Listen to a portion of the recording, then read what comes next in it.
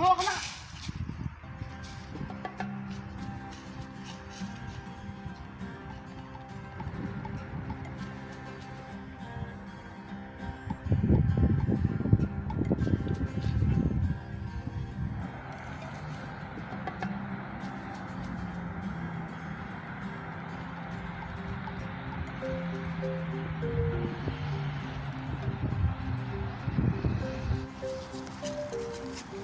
Ah, il est là.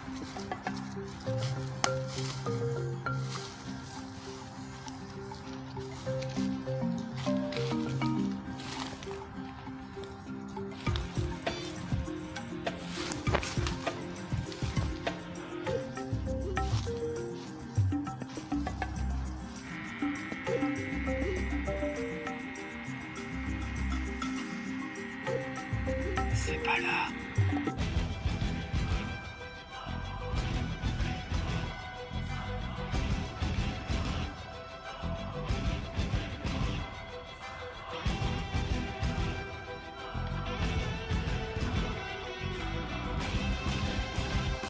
Salut tout le monde, c'est The Quelqu'un, Airwax, et aujourd'hui nous allons parler de Green Blood. Nous pouvons commencer par la présentation générale du manga.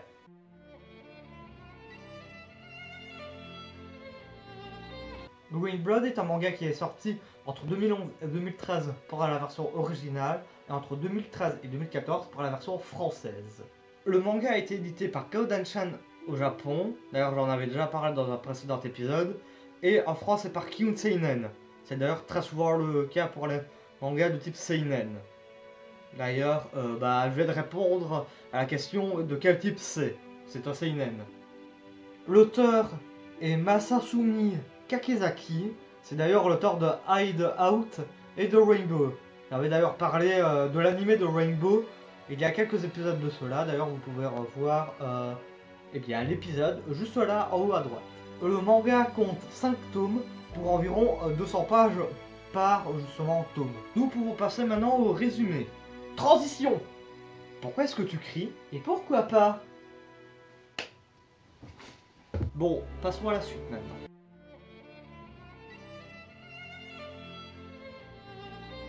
L'histoire retrace celle de Luke Burns, un immigré venant d'Europe et se trouvant à Manhattan, dans le quartier de Five Point, qui est un quartier où vit prostitution, criminalité et d'autres choses sympathiques, même si Luke s'efforce d'être le plus honnête possible. Mais ce qu'il ne sait pas, c'est que son frère Brad, le Grim Reaper, est d'ailleurs l'assassin le plus redouté du quartier. Tu t'es remis bien vite de mes claques, non? Ne sous-estime pas mes nouveaux pouvoirs. Bon, passons à la suite maintenant.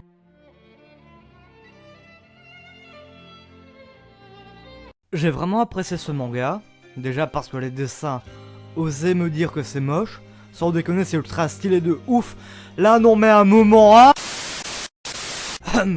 Je disais, les dessins sont juste beaux, peut-être même les plus beaux que je n'ai jamais vus. Facile, mon top 1 niveau dessin.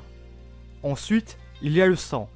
Alors celui-là, ça peut être un défaut pour ceux qui n'aiment pas ça, ou qui sont dérangés par ça, mais à titre purement personnel, vu que je ne suis pas choqué par cela, je le mets en qualité.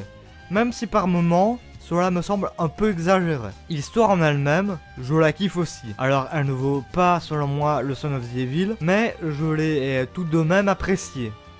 Je la considère comme étant dans le top 3 si on ne prend en compte que les mangas où j'ai tous les tomes. En défaut, ça serait la nudité.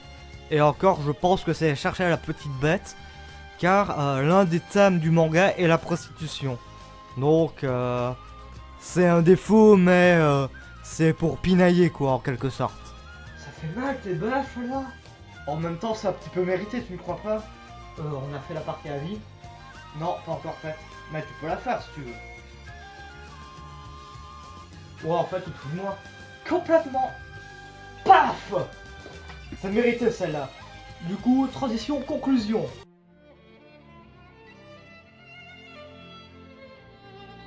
Merci d'avoir vu cette vidéo jusqu'au bout. Vous pouvez évidemment la liker si elle vous a plu, la disliker si elle ne vous a pas plu, la partager, ça peut faire plaisir, hein.